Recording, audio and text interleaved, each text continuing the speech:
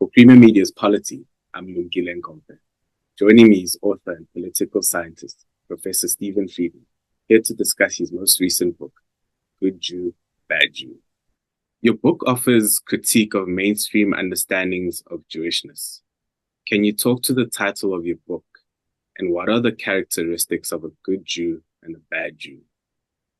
Well, let me first say that when you talk about mainstream understandings, what are today mainstream understandings of being Jewish are not what used to be a mainstream understanding of being Jewish. Traditionally, obviously, being Jewish is being a member of an ethnic group and for many, many years ascribing to a particular set of religious ideas and beliefs. And what mainstream Jewishness has become today is supporting a state in the Middle East, which is, of course, never what being Jewish was all about. And that has created a situation because, obviously, like all states and all political projects, Zionism, which is the ideology which created the Israeli state, is controversial and it has its detractors, of which I'm obviously one. And many of those detractors are Jewish. So the detractors become the bad Jews because they are the Jews who do not buy into this mainstream understanding. And the good Jews are the ones who loyally and faithfully parrot whatever the Israeli state wants them to parrot. Obviously, my own view is that the good Jews are really the bad Jews and the bad Jews are really the good Jews. But people who ascribe to my view on this issue didn't create this distinction between good and bad Jews in the first place. So in essence, as I say, a good Jew, in inverted commas, is a loyal supporter of the state of Israel and all its actions, and a bad Jew is somebody who criticizes those or distances themselves from those. Anti-Semitism is a serious issue in the world, but you think the term anti-Semitism is sometimes reinterpreted in order to stifle criticism and excuse wrongful behavior? Look, anti-Semitism, it's not a particularly good word, as I point out in the book, because Jews are Semitic, but then Arabs also Semitic. But in any event, we stuck with this term. Anti-Semitic means racism directed at Jews. And traditionally, that is what it has meant. It meant that people have a negative view of Jews for whatever reason. What it has now become, because, as I say, the good Jews are the Jews who support the Israeli state, it's now become criticism of the Israeli state. So it becomes an automatic knee-jerk reaction. If you criticize the Israeli state, if you say it should be replaced by a state which is open to everybody, which Jews and non-Jews can share alike, then you are regarded as anti-Semitic, which clearly is not true because you're not criticizing Jews. But if you have this misbelief, in a sense, that the state is the Jewish people, then obviously anybody who criticizes the state is anti-Semitic. Now, as I mentioned earlier, many of the people who criticize the state are Jewish. And so you have the rather strange situation where, in many cases, the majority of people who are being accused of anti-Semitic behavior and attitudes are themselves Jewish. So, in other words, people who are themselves Jewish. I mentioned in the book the case. I mean, there are many cases like that, but it just illustrates it so well of an 82-year-old British woman, a Jewish woman, who is a very enthusiastic follower of the Jewish religion. She attends synagogues very regularly. She obeys the Jewish dietary laws, which many supporters of the Israeli state do not obey. And she was targeted as an anti-Semite because she believes that the Israeli state is racist.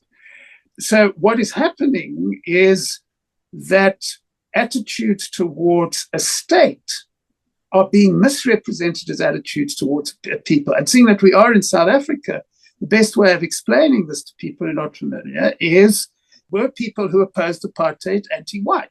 Were they people who hated white people? No, of course they were not people who hated white people. They were people who believed that all South Africans should have equal rights. But labeling people who oppose the Israeli state as anti-Semitic is the same as saying that any person who fought against apartheid is anti-white and hates white people.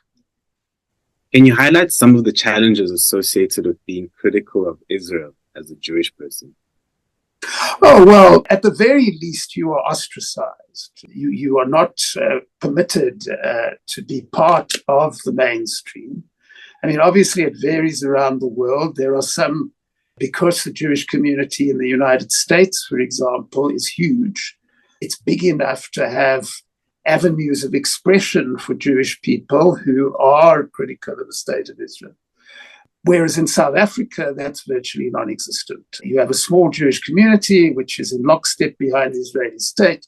So really, if you are Jewish in South Africa and you want to express your opposition to behaviors and practices of the Israeli state, then you are ostracized, you are marginalized, etc. Now, what we've seen of late is that this has got worse in the sense that it's not only a case of saying, well, you're not welcome at Jewish gatherings and you're not welcome in Jewish institutions. There are active attempts now to, for example, deprive Jewish academics of jobs because they are opponents of the Israeli state. I mean, just as an example, this is not about me, it's about much bigger issues, but some years ago, when I took a position at the University of Johannesburg, which was in opposition to the Israeli state, there was a lobby to the vice chancellor to get me fired from my job because of my views on the conflict.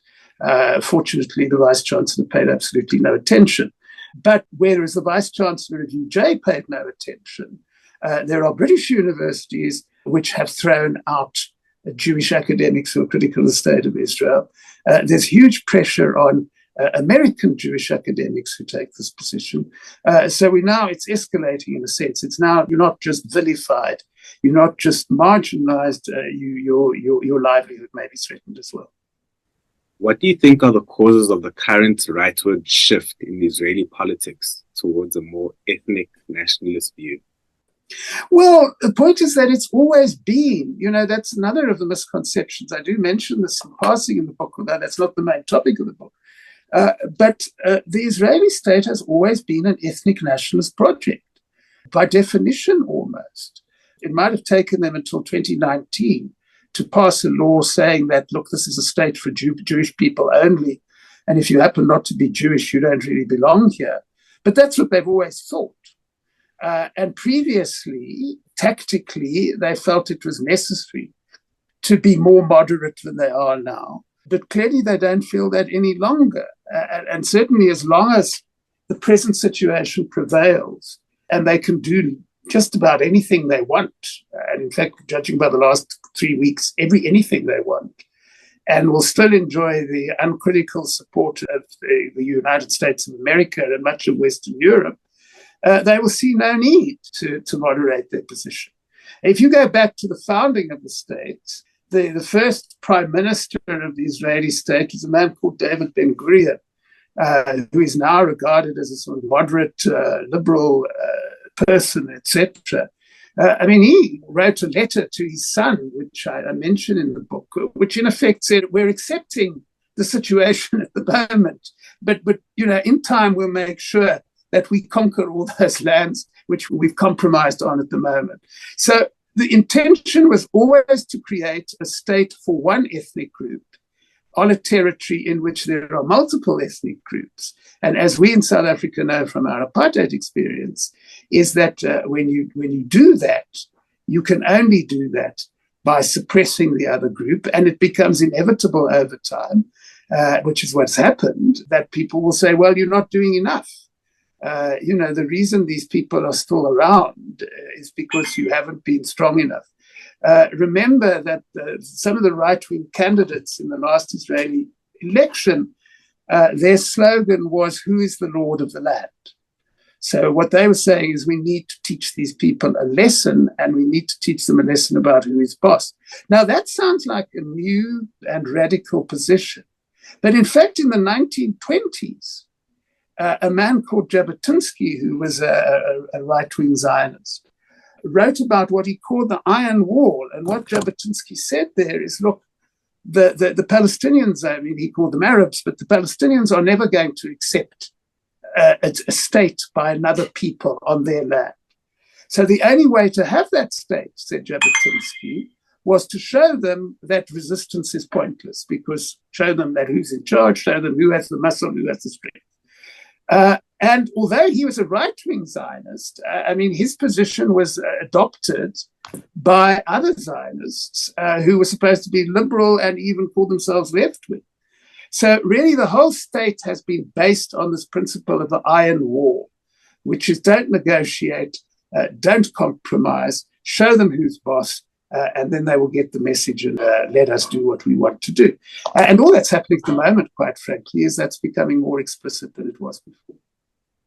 In your opinion, why has the Israeli cause engendered such sizable support from the United States and other Western countries? And could there be a link with white supremacist views of the world? Well, there's a very strong link with white supremacists. At the extreme end of white supremacy, right at the beginning of the book, I illustrate the point by mentioning that on January the 6th, 2021, that infamous day in which Donald Trump's supporters tried to overturn the result of the American election at the Capitol. Among Trump's supporters were large numbers of white supremacists, and some of them were wearing T-shirts cheering on the Nazi mass murder of the Jews. And in fact, one T-shirt said the Nazis hadn't killed enough Jews. At the same time, the same groups of demonstrators were carrying Israeli flags. So they hate Jews, but they love the Israeli state. But even in the more moderate Western, as you point out, Biden and the Secretary of State are not right-wing white supremacists. The state of Israel has a free pass. And I try to explain the reason for that in the book. The first reason is guilt about centuries of European anti-Semitism, which is real. There have been centuries of European anti-Semitism, culminating, of course, in the Nazi genocide of 6 million Jews and millions of other people. And because the West feels guilty about that, they feel it necessary to support the Israeli state, because they feel that by doing that, they will indicate that they're sorry for what they did to the Jewish people.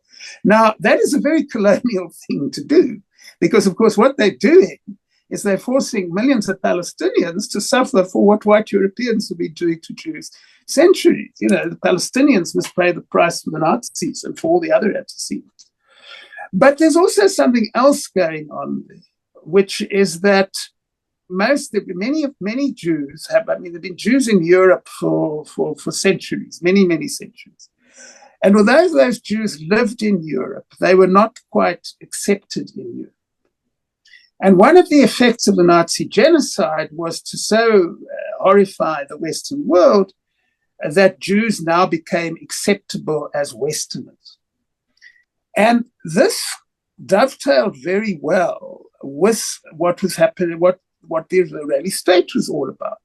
Because as I mentioned earlier, the Israeli state is a product of an ideology called Zionism. And Zionism is the belief that Jews should have a state for Jews only. If you go back to the origins of Zionism in the book, you see that it was actually started by Jewish people who didn't like Jews. A man called Theodor Herzl, who's very famous for this, A.D. Gordon, the very famous psychoanalyst Sigmund Freud, who wasn't active in the Zionist movement, but was a very strong supporter. And none of these people liked Jews very much. They agreed with the anti-Jewish racists at the time that Jews really just were not as civilized as white Western European people. But the difference between them and the anti-Jewish bigots, the anti-Semites, was that the Zionists said all this would be fixed if the Jews had a state. If the Jews had a state, the Zionists insisted, they would become like all the other white Western Europeans and would become acceptable in the club. And in effect, that's what the state's all about. And that's what's happened. So you have a very interesting situation, if you want to look at Western attitudes to this, which are crucial, in which Israel, the Israeli state is constantly referred to as the only democracy in the Middle East. Now, this is not a very logical statement. In what way is it a democracy? It has passed a law saying that people who are not Jewish are not entitled to any rights. No democracy does that. It practices discrimination against people because of their ethnic origin. It has since 1967, in effect, ruled over millions of Palestinians without giving them basic rights.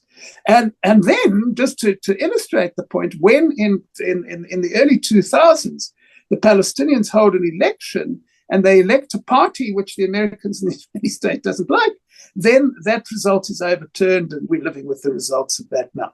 So it's not a democracy. So why do they call it a democracy? They call it a democracy because it's Western. Because most of the people in the state, although there are many other people not like that, the whole ethos of the state is white West. And therefore, democracy is really, when they say the only democracy in the Middle East, they really mean the only Western state in the Middle East. And there's a very strong South African parallel here, because, we remember that at the end of apartheid, from about the mid-1980s, the West supported non-racial democracy here. But it didn't always support non-racial democracy here. It had to be dragged kicking and screaming by protests on the streets of London and New York and Paris into doing that. And the reason it didn't think that human rights were a problem here is that the people running white South Africa were Westerners. So they were one of us, if you want to put it that way. They were our people. And that's really what's happening with the Israeli state today. So as long as they are, they have a Western way of life, they support, the value system of the West, etc., then they will have uncritical support. And that uncritical support will be on the basis of, well, this is the only democracy in the Middle East, where actually what they're saying is it's the only white Western holdout in the Middle East. How important is the United States of America towards ensuring the long-term survival of Israel? Absolutely crucial, absolutely crucial. One of the chapters in my book looks at this question. And essentially what the chapter shows, if you talk to supporters of the Israeli state, long-time Zionists, etc., they tell you, well, this state means that Jews are now safe because, nobody can tell Jews what to do. They're not dependent on anybody else. But in fact, if you look through history, Jewish states, and there have been Jewish states before in ancient history, have always been dependent on a larger power to survive. That was how it worked in the ancient world, because you had the Egyptians and the Babylonians, etc., and the Assyrians, who had tremendously powerful, and they had empires, etc. And if you were in their good books, you could carry on with your state. And if you weren't, they sent men with swords to sort you out. And it's no different today. I mean, the only reason the state of Israel survives is because of American support. And that support comes in, it's material support, as we know, in the form of finance. It's military support, it's guns and weapons. And of course, crucially, it's political support, as we're seeing in a situation today where world opinion is overwhelmingly in favor of an end to the violence in Gaza, and the Americans are blocking that with their veto. So, the irony is that the state, it's not going to happen, but if you had a massive change in power in America tomorrow at the next election, in which some president was elected who was opposed to the Israeli state and withdrew all the support, it would find it very difficult to survive, quite frankly. And if it did survive, it would have to behave very differently to the way it's behaving now, because it would not have the kind of blank check which it enjoys at the moment. So, yeah, in a sense, the future of the Israeli state depends to some extent on what happens in Washington. To what extent does the Jewish faith continue to shape the moral attitudes of Jews? Well, it depends which Jews. This is the irony of the good Jew, bad Jew distinction. At its beginnings, first point is Zionism, this belief in an Israeli state, rejected the Jewish faith. They said the reason why the Jews were being discriminated against, were victims of anti-Semitism, was because they spent their time studying religious books and praying when they should be out there fighting. And they said, this is nonsense. You don't protect yourself by sitting in a synagogue mumbling prayers. You have to abandon it. But at some point, they realized the obvious point, which is that the Jewish faith had been around for a very long time. And many Jews believed strongly in that faith. And if they simply excluded those Jews, they wouldn't have had much of a movement. So they started adapting to the ideas of the Jewish faith. And what happened over a period of time is that they're now the majority of people who preach and teach the Jewish faith support the Israeli state. But that doesn't mean that traditional Jewish values support the Israeli state. And there are still a lot of people who adhere to the Jewish faith who do not support the Israeli state. I mean, just to give you a current example, there was a very powerful demonstration in the capital, in Washington, D.C., a few days ago, led by rabbis, led by Jewish religious teachers, dressed in their traditional Jewish prayer regalia with various rituals associated with Jewish prayer, etc. So the point is that the world is being told that belief in the Jewish faith means that you support the state of Israel. That is simply untrue. It's absolutely untrue. There are very religious sections of the Jewish people who regard any support for the state of Israel as a mortal sin. If you know your Bible, one of them compared supporting the Israeli state to worshipping the golden calf, which was about the biggest sin anybody committed in the whole of the Hebrew Bible.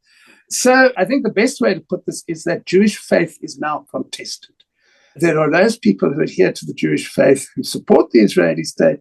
There are people who adhere to the Jewish faith who oppose the Israeli state. And therefore, it's simply misleading to insist, as some people do, that if you adhere to the Jewish faith, you have to support the state of Israel. Finally, what lessons can one draw from your book regarding how we in South Africa should best deal with racial and ethnic differences? Yeah, look, there's several. The book actually has 2 chapters at the end which deal precisely with that. What does this mean for South Africa and the world? I think the first thing we need to understand in South Africa from this, and it follows directly from this particular example, is that you cannot get rid of racism by suppressing anti-racism. And I'm afraid that is an issue in South Africa today. Because quite frankly, in South Africa today, whenever a black person in public life, and sometimes not even in public life, and I do quote examples of this in the book, stands up and says, look, white racism in this country is still a problem that we need to deal with. They are vilified as racists and as people who are playing the race card, etc., etc. And this is not the way you create a non-racial society, because the fact of the matter is that we had a constitutional settlement in 1994, but racial prejudices didn't miraculously disappear in a puff of smoke because we had a constitutional settlement. They still exist, and people have a perfect right. Not only do people have a right to call them out, people have a duty to call them out so that we can make progress to a non-racial society. So I think that's one very important point. And I do mention examples in the book of the way in which people in this country who call out racism are vilified. And this is not only an issue in South Africa. Just remember, this trend, which the supporters of the Israeli state hooked onto, of saying that people who are in favor of non-racialism are really racist, was actually started in the United States in the 1970s, when whites took universities to court and said, look, you're practicing affirmative action, you're giving places to black students, and that's anti-white racism. And that has been, since then, has been, constantly used by white people who want to cling on to racism, those white people who do want to cling on to racism, to silence people who don't. Big issue in the UK not so long ago. So anybody who stood up and said, we don't want statues of slave owners in our squares, was accused of being a racist because they were discriminating against white tradition. Apparently it's white tradition to own other people. The second lesson, which I think people need to understand here, and that's quite a complicated debate, but I go into it in one section, is that we need to avoid what I call essentialism. And essentialism is this idea, which is very familiar to South Africans, that, all black people are the same, or all white people are the same, or all black people think the same, all white people think the same. And you might think that died with apartheid, but it hasn't died with apartheid. I mean, it rears its head here all the time. You have people talking about you are offending white sentiment. Well, which white sentiment? The different white sentiment. That's not consistent with black culture. Which black culture? There are dozens of black cultures, different cultures which black people adhere to. So this essentialism is a big part of the problem, because you see, then the essentialism in the Jewish example. Well, the real Jews are the Jews who support the state of Israel. The other ones are fake Jews. They're not fake Jews. They're Jews with a different opinion. Similarly, white people who don't go with the white consensus are people with a different opinion. Black people have a variety of cultural practices and understandings, and there's no one is better than any of the others. The final point I want to make, which is highly controversial in South Africa today, is what is the origin of all this that I'm writing about? It's this fanatical belief in a state, that somehow if you have a state, things will be wonderful, and if you don't have a state, things will be terrible. And what is the South African application? Well, we have a great many South Africans, and it's a very popular tradition at the moment, who seem to think that somehow the South African state, which in its current form is only 29 years old, is some kind of sacrosanct thing which nobody can violate. And how do they express that? Well, they express that by becoming very excited about people who come from another state. So they get very excited if you happen to be born in Zimbabwe, or being born in Lesotho or Mozambique. And, what is the foundation for this? Yes, our present state may only be 29 years old. The irony of this is that very often the South Africans who say, well, if you weren't born in the South African state, then you don't belong here, are forgetting that most of the boundaries that they are so excited about protecting were actually created by white colonists. The fact that a Zimbabwean person on one side of the border and you have a South African person on the other side of the border, what separated them? Some colonial bureaucrat who decided that the one place was called Rhodesia and the other place was called South Africa. And it seems to me to be unfortunate and quite irrational that so many people have invested all this energy in trying to work out who belongs in this country and who doesn't, and who is fit to be part of the state. It doesn't work in the Middle East, and it's not going to work well here.